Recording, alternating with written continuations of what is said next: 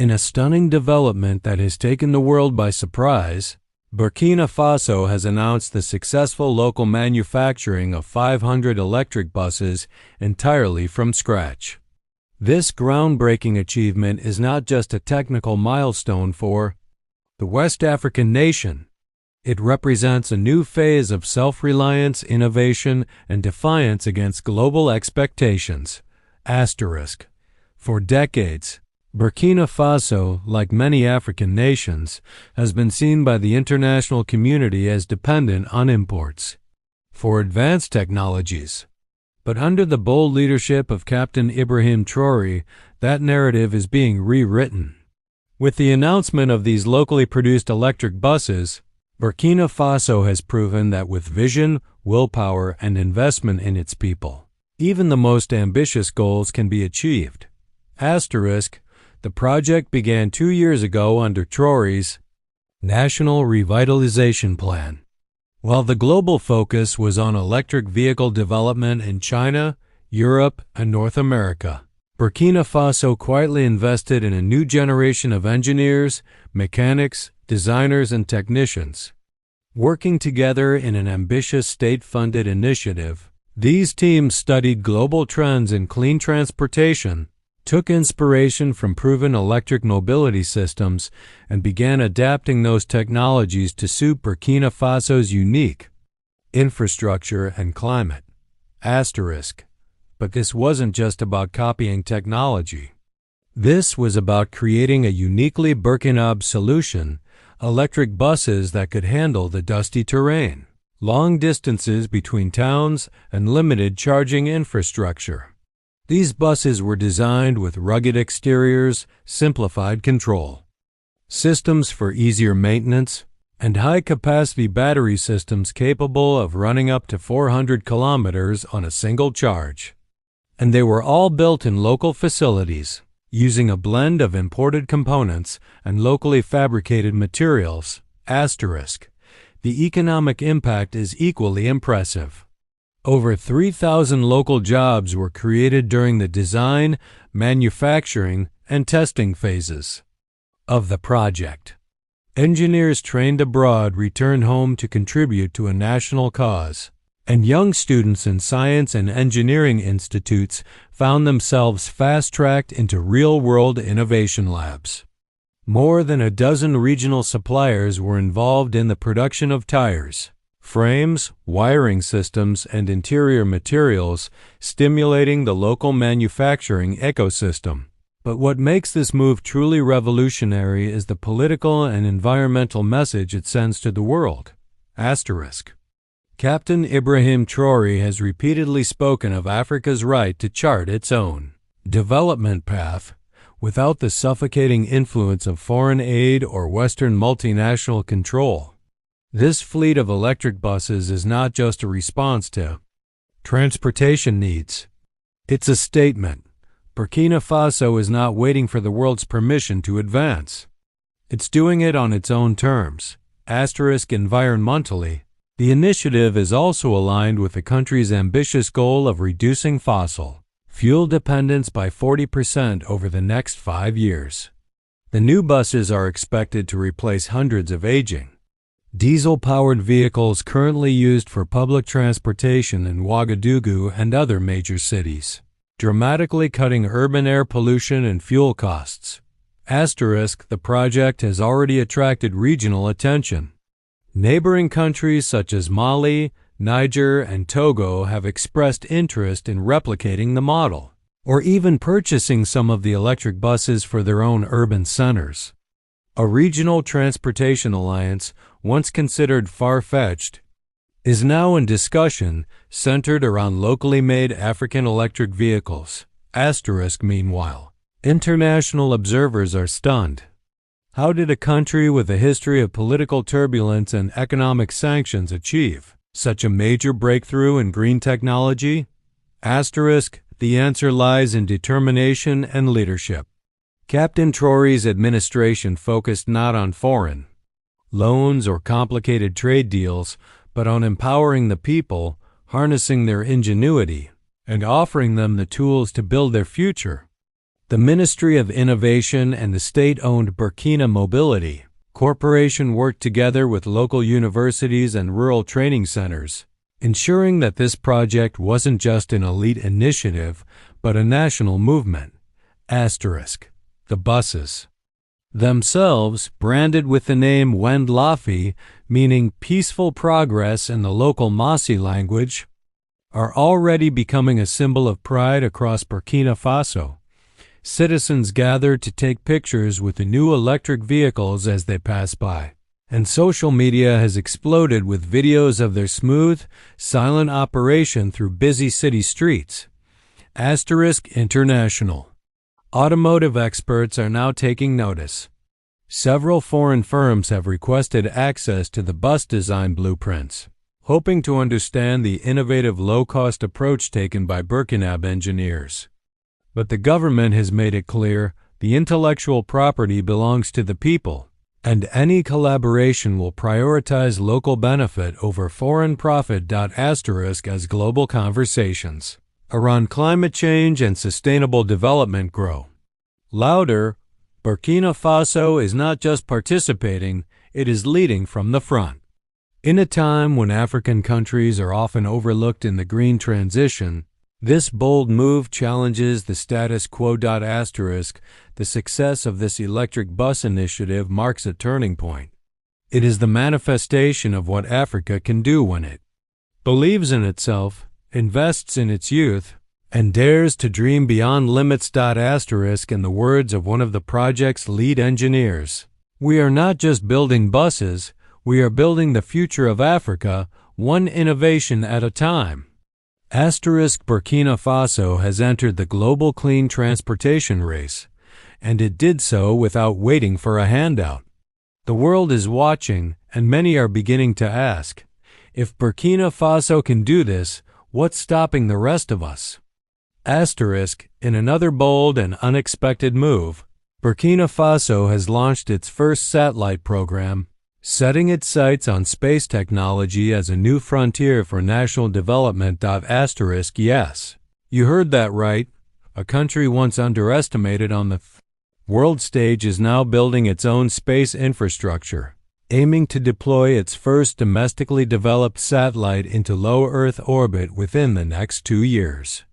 This marks a historic shift in Africa's scientific ambition and Burkina Faso's growing role as a pioneer of independence, innovation, and national pride.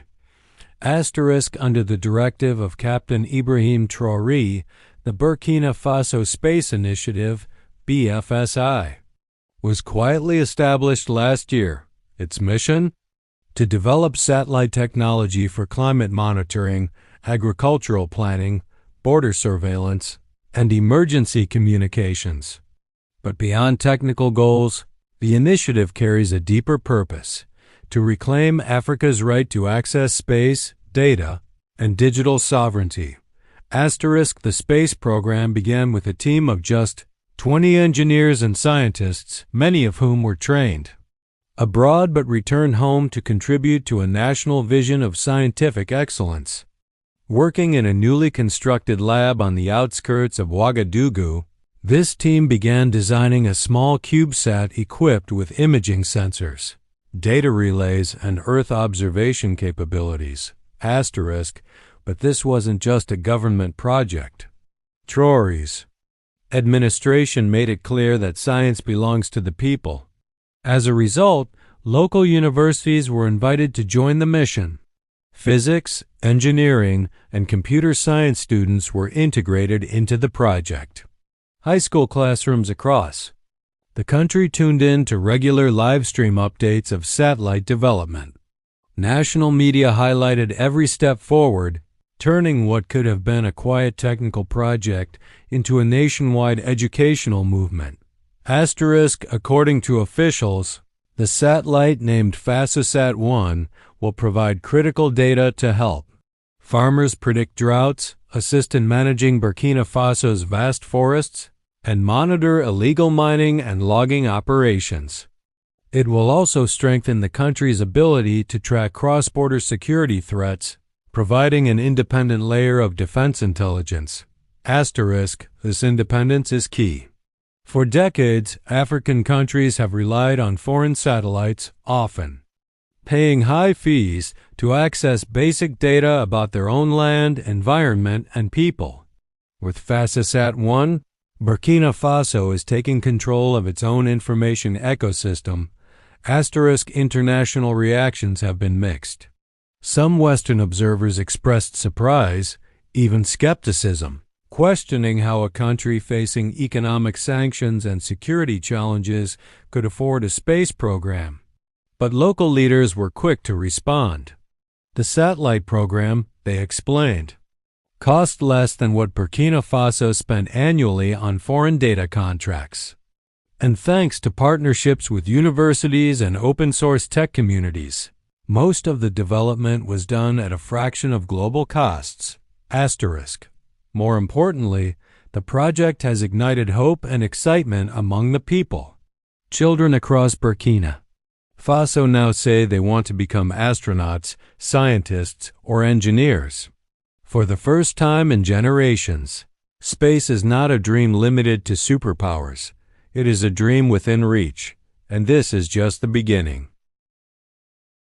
Captain Traoré has hinted that FASASat-1 will be followed by a second satellite, this time with enhanced capabilities for rural internet connectivity and education broadcasting. The government is also exploring the possibility of joining, or even co-leading a regional African space network alongside nations like Nigeria, South Africa, and Algeria. While the satellite is scheduled for launch from a partner facility abroad, likely in collaboration with a friendly nation such as Russia or Turkey, the long-term vision is clear. Burkina Faso intends to build its own launch pad within the next decade. That's right, a spaceport in the heart of West Africa. This initiative is not just about science. It's about sovereignty, self-belief, and the rebirth of African genius. By venturing into space, Burkina Faso is sending a message to every child on the continent. You do not need to be born in the West to change the world. Once again, Burkina Faso is defying expectations, shattering stereotypes, and leading the way toward a future where African nations are not just participants in global progress, they are architects of it. The countdown has begun. FASASat-1 is almost ready, and the skies over Africa may soon carry the dreams of an entire continent, launched from the soil of a nation that refused to be underestimated. In yet another astonishing development that's sending shockwaves through Africa and beyond, Burkina Faso has officially launched its own national gold refinery, breaking decades of foreign dependency and taking full control of one of its most valuable natural resources. For years, Burkina Faso has been among the top gold producers in Africa. Yet, like many other African nations, it exported nearly all of its raw gold to foreign countries, mainly in Europe and the Middle East, for refining and processing. This meant losing billions in added value, control, and strategic influence over one of its most precious exports. But that era is now over. Under the leadership of Captain Ibrahim Traoré, Burkina Faso has completed and inaugurated a state-of-the-art gold refinery capable of refining up to 200 tons of gold per year. The facility, located near Ouagadougou, marks a historic shift in the country's resource management strategy, turning raw extraction into local transformation and sovereign wealth. The refinery, built with the help of local engineers and select international advisors, meets international purity standards and will allow Burkina Faso to not only process its own gold domestically, but also offer refining services to neighboring countries such as Mali, Niger, and Guinea. This move has multiple impacts. Economically, it means Burkina Faso can now earn significantly more from its gold industry. Instead of exporting unprocessed ore at discounted rates, The country will now export refined bullion, which fetches higher prices on global markets. It also eliminates the need to rely on foreign refiners and the fees they charge for processing. Fees that quietly drain African economies each year. Politically, the refinery represents another bold step in Traoré's mission to reclaim national sovereignty and cut off neo-colonial economic pipelines.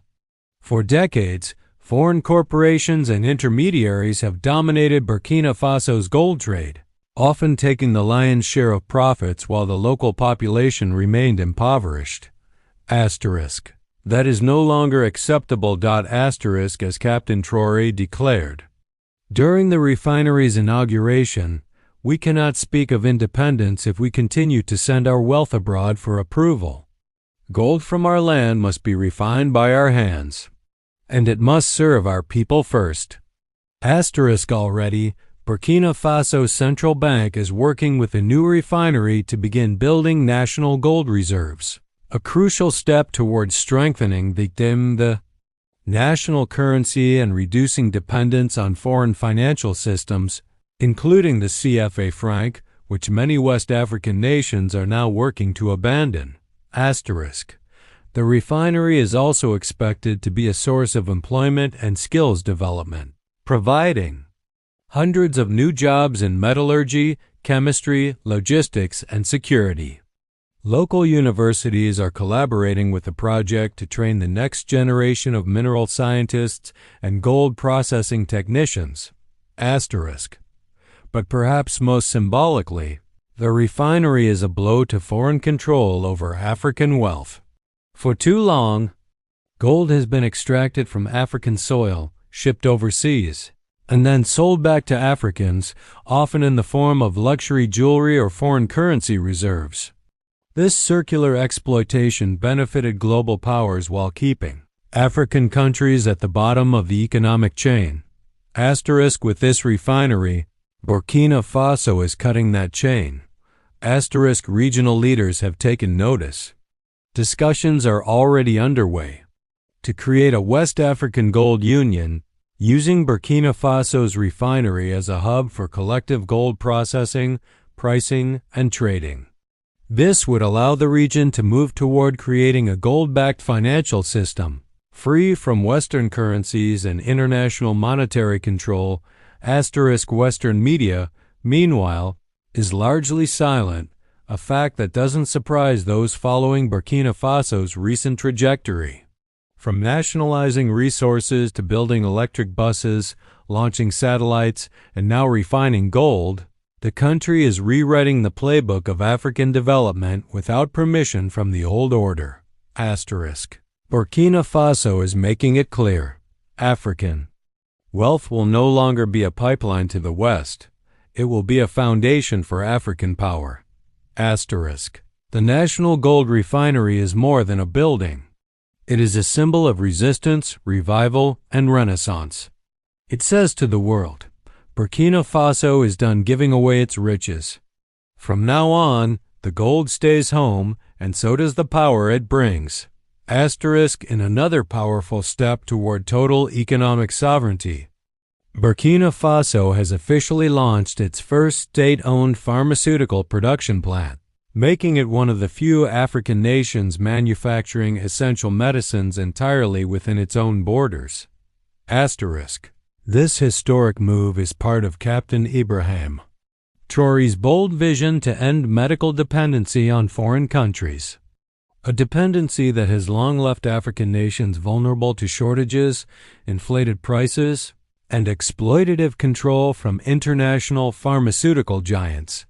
For decades, Burkina Faso, like many of its neighbors, relied on imported medicines for everything from malaria treatment and antibiotics to maternal health supplies and vaccines. In times of crisis, such as during pandemics or global supply chain breakdowns, this reliance often meant devastating delays and preventable deaths. Not anymore. The new pharmaceutical plant, located in the outskirts of Ouagadougou, is equipped with modern production lines and laboratory facilities capable of producing over 100 million tablets, capsules, and injectable units per year. The first phase of production focuses on high-demand essentials, antimalarials, painkillers, antibiotics, and hypertension drugs. The facility also includes a quality control lab certified to international standards, ensuring the safety and efficacy of all manufactured products. Built by Burkina engineers and financed entirely through domestic and regional investment. Not foreign loans, the plant stands as a proud monument to self-reliance and African scientific excellence.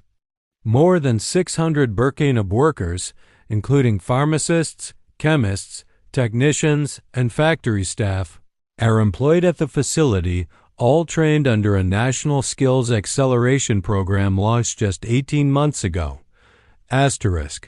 But beyond health, this pharmaceutical revolution has deep economic and strategic implications. By producing its own medicines, Burkina Faso drastically reduces the cost of public health care and retains capital within the national economy.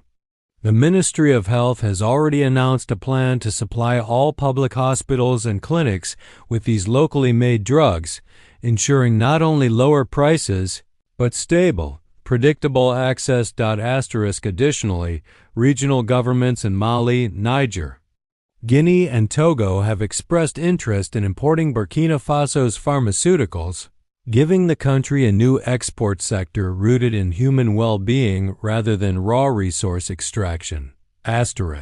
Captain Traoré emphasized the importance of this moment. During the inauguration ceremony, health is not a commodity to be controlled by outsiders. When our people fall ill, we must not wait for ships or planes. We must have the power to heal here at home with dignity. International pharmaceutical corporations are reportedly uneasy with this development. For years, Africa has been one of the most lucrative markets for Western drug manufacturers, with profit margins often far exceeding those in Europe or the U.S. A state-owned African competitor, offering cheaper, accessible medicines, could disrupt that monopoly. Moreover, Burkina Faso's model may inspire others. Ghana, Senegal, and Ethiopia are now reportedly studying the blueprint of the Ouagadougou plant to create similar facilities of their own. If this movement spreads, Africa could witness the rise of a continental pharmaceutical alliance capable of negotiating prices, sharing technology, and investing jointly in R&D, all without the control of foreign corporations. The plant also has a social impact. With lower drug prices and a reliable supply of medicines, rural and underserved communities, often forgotten by foreign suppliers, will gain access to life-saving treatments. Child mortality, maternal health complications, and untreated chronic illnesses are all expected to decline in the coming years as a result of this policy shift. And this is just the beginning.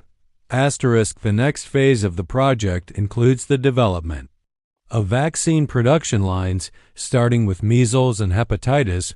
Research into herbal medicine integration is also underway, with the goal of merging traditional African healing wisdom with modern pharmaceutical science.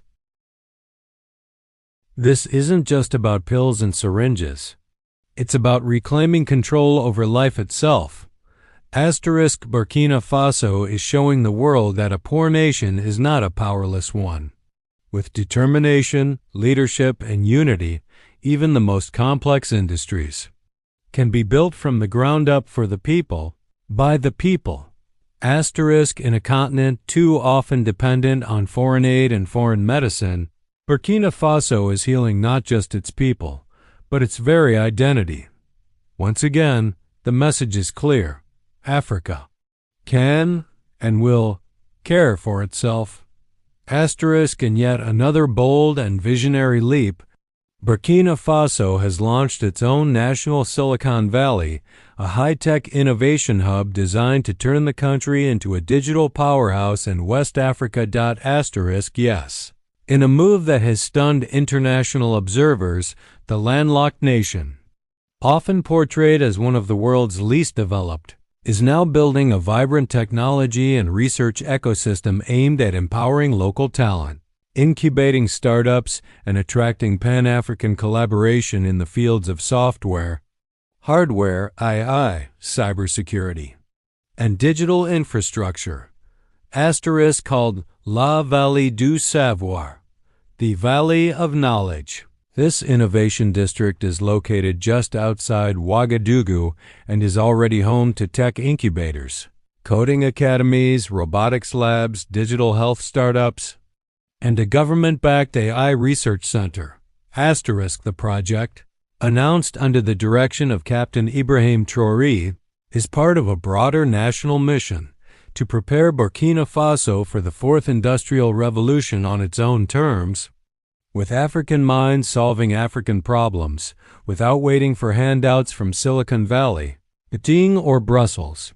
The first phase of the Valley includes a national data center, ensuring that the country's digital infrastructure and sensitive information are no longer stored abroad. Asterisk a free digital university, offering online and in-person courses in software development, AI, cybersecurity, and drone technology, fully funded by the state.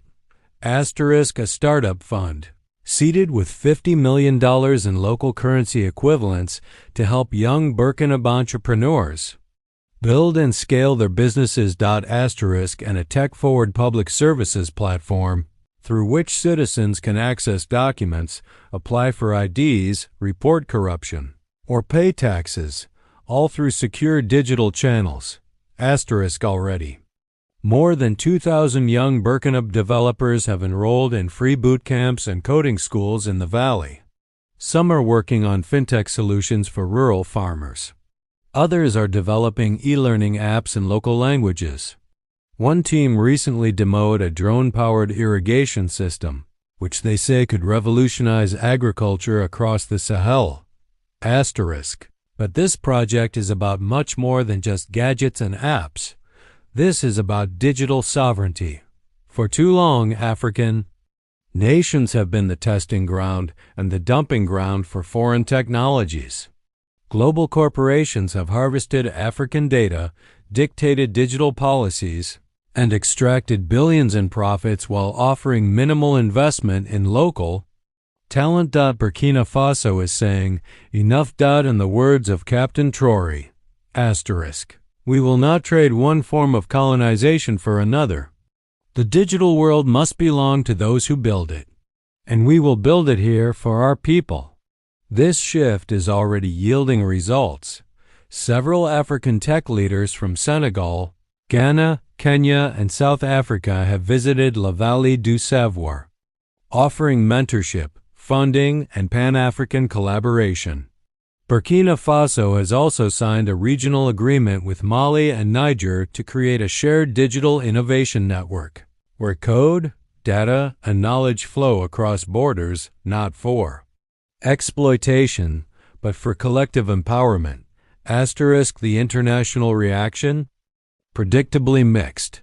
Asterisk Western tech companies are reportedly concerned about losing influence in a region once seen as low priority, but now emerging as a source of serious innovation. Some critics have even accused Burkina Faso of isolating itself from global tech markets.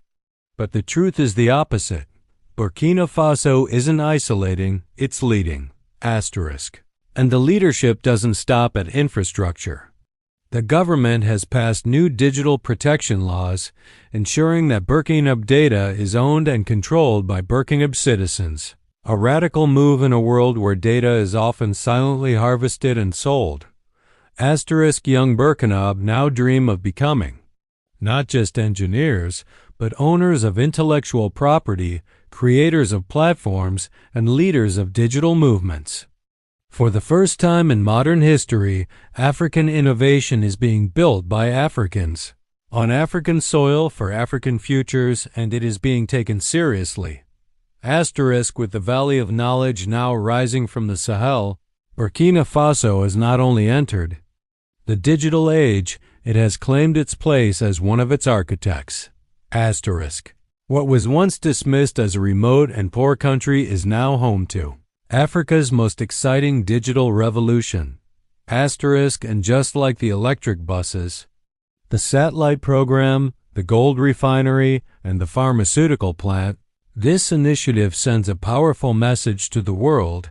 Asterisk. Burkina Faso is not waiting to be invited to the future. It is building the future right now, in a development that has once again taken the international community by surprise. Burkina Faso has successfully launched its first national defense equipment factory, producing military gear, tactical vehicles, and light weaponry, all developed and assembled domestically. Asterisk. This marks a significant turning point in the country's pursuit of military independence, allowing Burkina Faso to equip its armed forces without relying on foreign imports or the political strings often attached to international arms deals. Asterisk. For years, the Burkina military had to depend on outdated equipment, second-hand vehicles, and inconsistent foreign support to defend its borders against terrorism, organized crime, and external threats. But under the leadership of Captain Ibrahim Traoré, that era is rapidly fading. Asterisk. Now, Burkina Faso is stepping into a new chapter, one where its soldiers wear home-manufactured uniforms, ride in locally produced armored vehicles, and carry weapons designed by its own engineers. Asterisk. The National Defense Equipment Complex, located in the Koudougou Industrial Zone, began operations just months after its construction was completed, a testament to the urgency and focus of Traoré's administration. The facility currently produces bulletproof vests and helmets, designed for desert warfare and rapid mobility. All-terrain tactical vehicles customized for patrols, border operations, and rapid response units. Drones for reconnaissance and surveillance, built with modular systems that allow for easy upgrades. Light arms and ammunition, manufactured under strict quality control for national use only. The factory is operated under the direct oversight of the PFAST oversight of the TAINSEL for national use only. The factory is operated under the direct oversight of the TIVA, Ministry of Defense and National Sovereignty, ensuring that all production remains within Burkina hands. Importantly, the government has made it clear that this facility will not be used for export. Its sole purpose is to defend and protect the nation. This move follows a pattern seen across recent government policies, rejecting dependency, reclaiming self-sufficiency, and restoring dignity to Burkina institutions. For Captain Traoré, the factory is more than a strategic asset. It's a symbol. During the inauguration ceremony, he stated, "A free country must defend itself with its own hands. We will no longer beg for bullets to protect our mothers. We will build our own defense on our own soil with our own minds." And build they have, local engineers and metal workers, many of whom were formerly employed in construction or agriculture, were retrained through a crash national skills program to contribute to military production. Dozens of graduates from technical universities and polytechnic schools have also been hired to work on materials design, logistics, and equipment testing. The impact is already visible on the ground. Soldiers stationed in the country's volatile northern and eastern zones have received new sets of gear, locally made vehicles, and improved communications equipment, allowing for faster, more coordinated responses to insurgent attacks. Several operations launched with the help of this new equipment have already yielded significant results, regaining territory and dismantling armed cells. But there's a deeper layer to this move: psychological independence. For years, African Militaries have suffered from the indignity of relying on inconsistent international support. Aid that is promised one year and denied the next.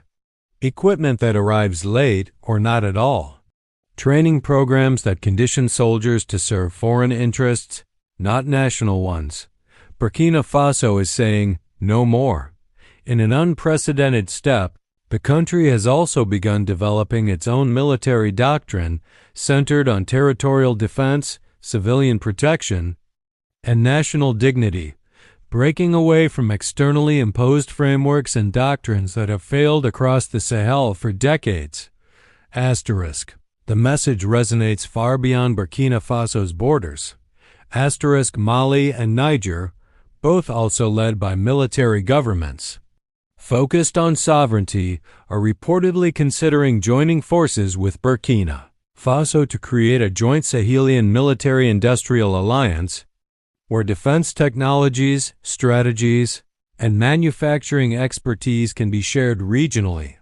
Asterisk. Such a move would end decades of Western monopoly over African defense capabilities and usher in a new era where African nations arm and train themselves in line with their own values, priorities, and security challenges. Asterisk. Predictably, this development has caused discomfort in international circles. Several European defense lobbyists have raised concerns over unauthorized arms development in Burkina Faso, but Traoré's administration has responded firmly. Burkina Faso does not need permission to protect itself. And the people agree. National pride is at an all-time high. Citizens across the country are donating scrap metal, volunteering at training camps, and organizing local support networks for soldiers. Social media is filled with images of Burkina-made armored vehicles and equipment proudly stamped with the national seal. Asterisk. Once again, Burkina Faso is proving that true sovereignty is more than just a flag. It is the power to act, build, protect, and lead without fear or foreign interference. Asterisk. By forging its own weapons of defense, Burkina Faso is doing more than defending its borders. It is defending its future, its pride, and its freedom. Asterisk. And the world is watching in disbelief and perhaps in awe. Asterisk. In another groundbreaking stride that is reshaping the destiny of the Sahel region, Burkina Faso has officially launched its own national agricultural mechanization program, introducing locally manufactured tractors and smart farming tools to revolutionize food production across the country. Asterisk. This bold initiative, announced by Captain Ibrahim Traoré, is designed to end the cycle of food dependency and transform Burkina Faso from an importer of food into a self-sufficient agricultural powerhouse. Asterisk. For decades, millions of Burkina farmers relied on outdated tools, hoes, donkeys, and manual labor to farm the land. While their resilience fed the nation, it also kept yields low, limited harvest seasons, and made them vulnerable to drought, soil degradation, and global food price shocks. Asterisk. Traoré's administration saw this as unacceptable in a country where 60% of the population depends on agriculture for survival, and where millions of hectares of fertile land lie uncultivated due to lack of equipment. Asterisk. The solution?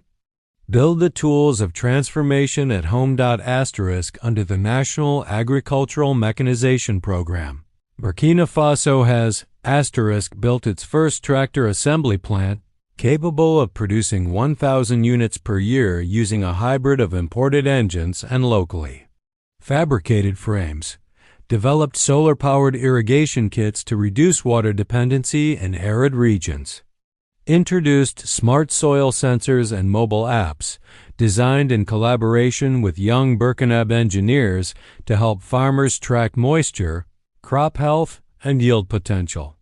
Asterisk created a national leasing system for farmers to access machines at low cost, with repayment plans tied to harvest profits rather than bank loans. Asterisk. The flagship model of the new Burkina tractor is called the Yam Lari, which means strength of the land in the Mossi language. Designed to operate in the harsh Sahel environment, it features rugged wheels, solar-powered auxiliary tools, and modular attachments for plowing, seeding, and fertilizing. Asterisk, during the launch of the first tractors in Kédougou, Captain Traoré addressed thousands of farmers directly. Asterisk, for too long you have fed this nation with your bare hands. Today we give you steel hands. You are not poor, you are powerful, and now you will farm like giants. Asterisk, the economic effects were immediate. Within weeks of the rollout, hundreds of farming cooperatives in provinces like Boulgou, San-Matenga, and Yatenga signed up for access. Previously uncultivated lands are being reclaimed. Production of staple crops like millet, maize, sorghum, and rice has already increased in pilot zones. Asterisk, but the vision goes far beyond food. Burkina Faso plans to export tractors and tools across the Sahel, building an African agricultural value chain that is entirely independent from foreign suppliers. Discussions are underway to form a regional mechanization alliance with Mali and Niger, pooling technology, innovation, and land resources. Asterisk, in another historic first, the Burkina Institute of Agricultural Technology has opened free courses to train a new generation of agri-tech soldiers, young men and women skilled in operating, repairing, and innovating with farming machinery. These young minds will become the engineers of Africa's food revolution, rooted in tradition but driven by 21st century science. Asterisk, international reactions have, once again, been mixed. Asterisk, agro-industrial lobbies in Europe and Asia, long profiting from exporting farming machinery and processed food to Africa, are expressing concerns. But Burkina Faso's government has made it clear, no more exploitation under the mask of assistance. Asterisk, instead of importing overpriced tractors or food laced with foreign subsidies, Burkina Faso is choosing local production, local empowerment, and food sovereignty, and the people are responding with overwhelming support. Markets are seeing more local produce. Families are spending less on imported staples. Youth who once dreamed of leaving for Europe are now joining rural cooperatives with pride, because farming is no longer backbreaking. It's now a career of power and dignity. Asterisk, one young farmer from Zorgo said it best. Asterisk, before we had to beg the sky for rain. Now with these tools, we command the land like kings. Asterisk, Burkina Faso is proving once again that the key to Africa's future is not independency, but in determination, innovation, and the courage to build for oneself. Asterisk, by putting steel in the hands of farmers, Traoré has ignited more than a farming reform. He has planted the seeds of an African agricultural revolution. Asterisk, and as the tractors roll across the savannah, one thing becomes clear. Asterisk, Burkina Faso is not just feeding itself. It is feeding hope, pride, and power into the very soil of Africa.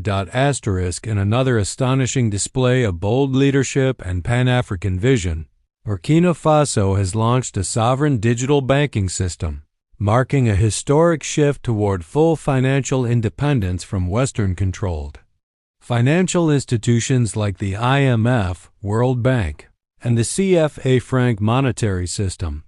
Asterisk, this move, led by Captain Ibrahim Traoré, signals the birth of a national financial platform designed and operated entirely by Burkina technocrats, a system that allows the government and its people to conduct domestic and cross-border transactions, offer loans, pay taxes, and manage public funds without reliance on foreign-owned banks. Asterisk, the new system, called WenBank, is more than just a bank.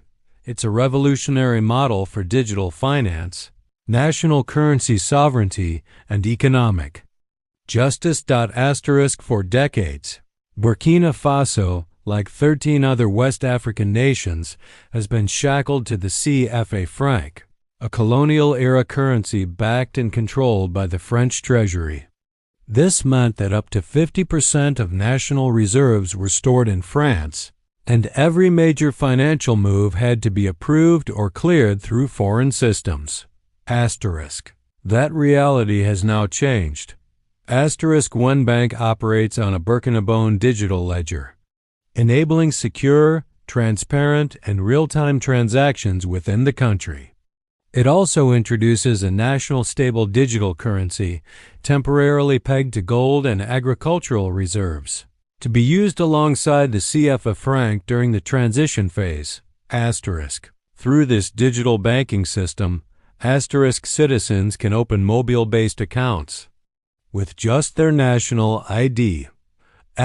Farmers and small business owners can access interest-free microloans backed by local production, not foreign credit ratings.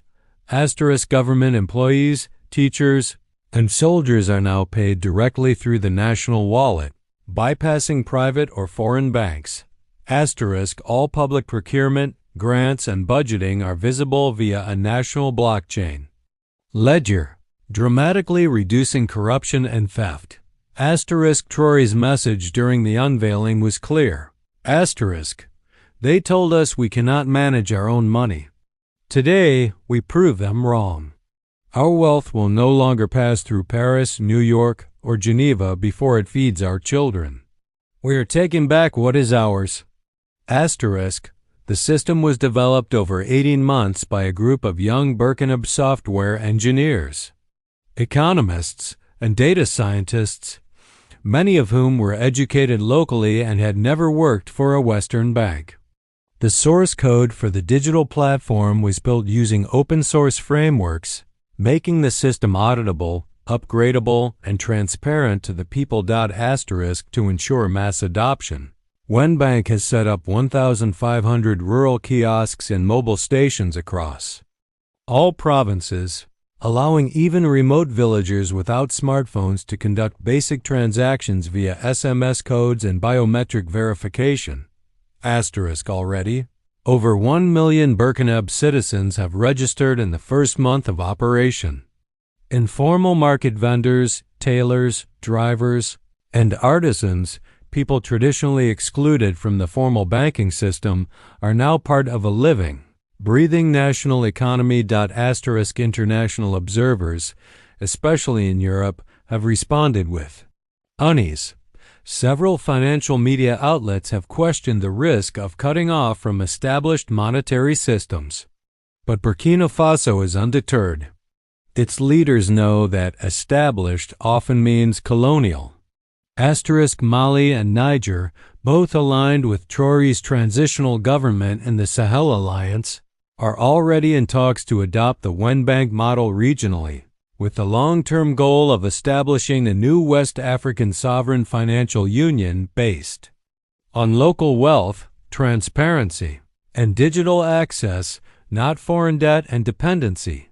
Traoré has also made clear that WenBank does not ban foreign banks from operating, but they will no longer be allowed to control critical state functions, dictate lending terms, or profit without fair contribution to national development. In a powerful gesture of financial rebirth, the government used the new platform to transfer monthly stipends to over 100,000 vulnerable families, directly and without any NGO intermediaries. For many, it was the first time they received aid without bureaucracy, discrimination, or delay. One market woman in Bobo Dioulasso said through tears, "They used to call us poor. Now I have my own bank, and it's ours. This is the first time I feel rich in my own name." This isn't just a digital upgrade.